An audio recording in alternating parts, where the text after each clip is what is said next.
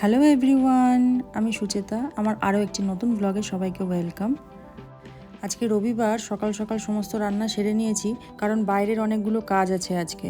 তো আজকে লাঞ্চের মেনুতে আছে কলমির শাক ভাজা, এদিকে আছে ছানা দিয়ে লাউয়ের তরকারি। লাউয়ের তরকারি সম্ভবত চিংড়ি মাছ, ছোলা, বড়ি এসব দিয়ে খাওয়া হয়ে থাকে, তো একটু ভাবলাম অন্যরকম করি, তাই ছানা দিয়ে করেছি। আর এখানে একটুখানি প্রন বানিয়েছি ছেলের জন্য, কারণ আমাদের মাছের ঝোল আছে কালকের, ওটা খাবার সময় ফ্রিজ থেকে বার করে গরম করে নেব। আর এদিকে ভাত আর রায়তা আছে।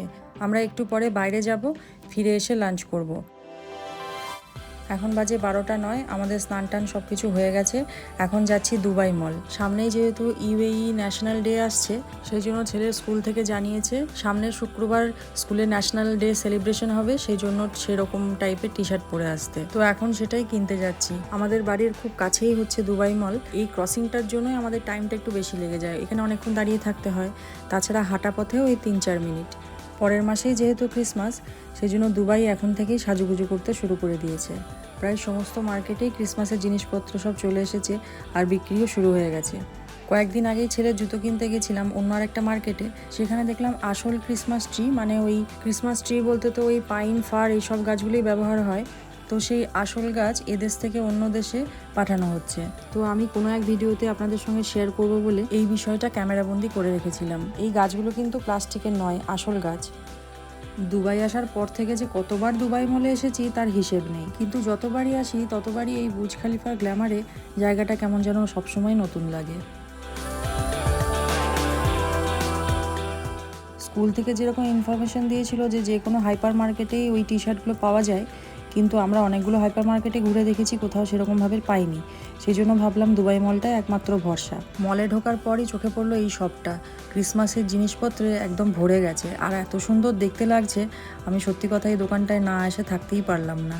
আমরা যখন ছোট ছিলাম তখন ক্রিসমাসের এত রমরমা ব্যাপার আমাদের দেশে আমি খুব একটা তেমন লক্ষ্য করিনি। আর এখন যেহেতু দেশে প্রচুর কনভেন্ট স্কুল, দেশের মানুষজনও বিদেশে যাচ্ছে, সেখানে গিয়েও দেখে আসছে, তারপর বিদেশের মানুষজনও আমাদের দেশে এসে থাকছেন, এরকম করে আমাদের দেশেও এখন ক্রিসমাসটা খুব ভালো করেই উদযাপন করা হয়। আমার ছেলে তো এই সবটাই ঢুকে আর বেরোতেই চাইছে না, যাই দেখছে সবই বলে এটা কিনে নিয়ে যাব, ওটা কিনে নিয়ে যাব। আর ওর কি দোষ, আমারই এত ভালো লাগছে এই সবটা, আমারই যেতে মন চাইছে না কোথাও।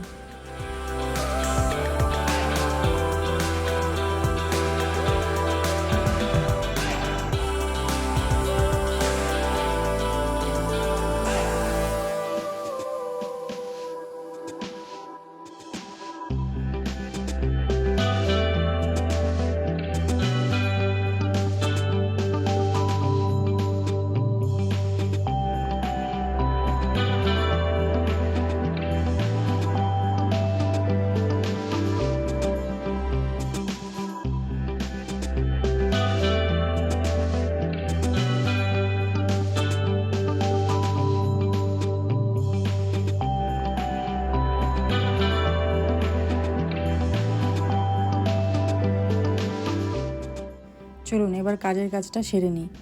অনেকগুলো শপ ঘোরার পর আলটিমেটলি এই শপটা পাওয়া গেছে। টি শার্টের কালার যে কোনো রঙের হতেই পারে, কিন্তু টি শার্টের মধ্যে যেন ইউএই ফ্ল্যাগের কালারটা থাকে। এখানে প্রচুর কালেকশন, কিন্তু একটাই সমস্যা, ওর সাইজের টি শার্ট পাওয়া যাচ্ছে না। হয় ওর থেকে ছোট সাইজের টি শার্ট রয়েছে, আর নয়তো ওর থেকে অনেক বড় সাইজের টি শার্ট। তো এইসব দেখে আমার ছেলে আমাকে একটা ডায়লগ দিল, বিদেশে এখন ঢিলা ঢালা ওভার সাইজের টি শার্টগুলোই এখন বেশি চলছে মা, ওটাই এখন ফ্যাশন। আমাদের ছোটোবেলায় বাবা মা যা দাবড়ে দুবড়ে পরিয়ে দিত তাই পরে নিতাম, কিন্তু এখনকার জেনারেশনের বাচ্চাদের সঙ্গে কিন্তু সেটা চলবে না। আমার ছেলে যখন আরেকটু ছোট ছিল তখন থেকেই ওর জামা, প্যান্ট, ঘড়ি, জুতো এইসবের ব্যাপারে খুব পরিপাটি। সাজগোজের পর আমি বোধহয় অত আয়না দেখি না যত না আমার ছেলে দেখে। এই যে এই টি শার্টটা পছন্দ হয়েছে, বুকের কাছে ইউএই ফ্ল্যাগ আঁকা। আর একটা স্টাইলেরও রয়েছে, কিন্তু আমাদের এই ইউএই ফ্ল্যাগ রয়েছে যেহেতু স্কুলের ব্যাপার, সেজন্য এটাই মনে হচ্ছে নেওয়াটা ভালো হবে, তাই শেষমেশ এটাই নেওয়া হলো। চলুন এবার বিল করিয়ে বাড়ি যাই। বাড়ি ফিরেই আবার তাড়াতাড়ি লাঞ্চ করে ছেলেকে নিয়ে যেতে হবে, ওর আজকে ফুটবল ম্যাচ আছে। ওদের এখন ওই ফুটবল লিগ চলছে, কিন্তু দুবাই মলে এসে আমাদের অনেকটা সময় চলে গেল, কারণ এত বড় মলে নিজের দরকারি জিনিসটা খুঁজে পেতেই তো অনেক সময় চলে যায়। তারপর আমরা বাড়ি থেকে বেরিয়েও ছিলাম 12টার পর।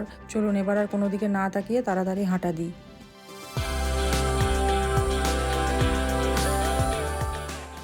এখন বাজে 3:30।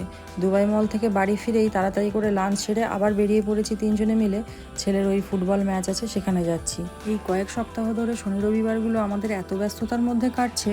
আগে শুধু শনিবারটাই ব্যস্ততার মধ্যে দিয়ে কাটতো, আর এখন ছেলের ফুটবল লিগ চলছে বলে রবিবারটাও আমাদের ভীষণ ব্যস্ততার মধ্যে দিয়েই কাটছে। সপ্তাহে 2 দিন ছুটি, দিন দুটো যে কিভাবে শেষ হয়ে যাচ্ছে বুঝতেই পারছি না। গত 1 মাস ধরে এই পোলো রিসর্টের মধ্যেই খেলা হচ্ছে ওদের। রিসর্টের 2 সাইডেই বড় বড় গ্রাউন্ড আছে দুটো, আর রিসর্টটা মাঝখানে। এতদিন ধরে এখানে আসছিলাম, তো এটা যেহেতু পোলো রিসর্ট, তাই ভাবতাম যে ঘোড়া কেন দেখতে পাচ্ছি না। এখন যেহেতু বিকেল হয়ে গেছে, সেজন্য ঢোকার সময়তেও প্রচুর ঘোড়া দেখতে পেলাম, আবার এই মাঠেও অনেক ঘোড়া রয়েছে। আর ছেলেদের ফুটবল লিগটা হচ্ছে রিসর্টের অন্য সাইডের আরেকটা মাঠে।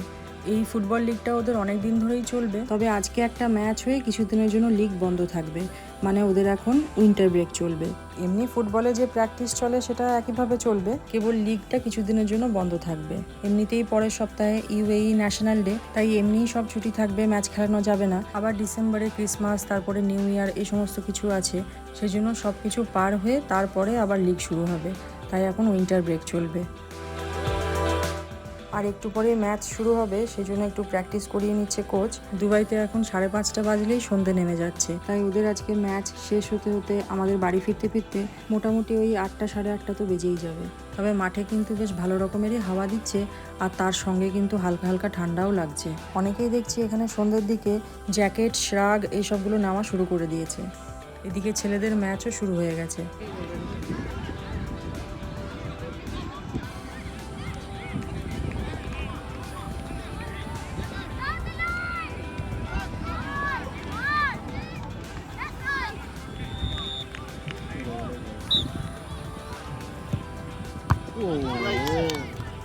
আমার ছেলের টিম গ্যালাক্সি ব্লুজ 8-2 গোলে জিতেছে।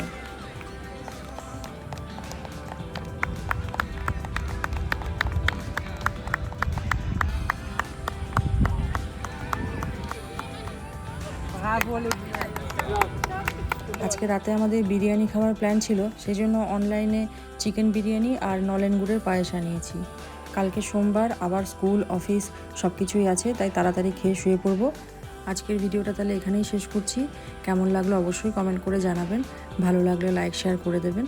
দেখা হবে খুব তাড়াতাড়ি পরের আরেকটি নতুন ব্লগে।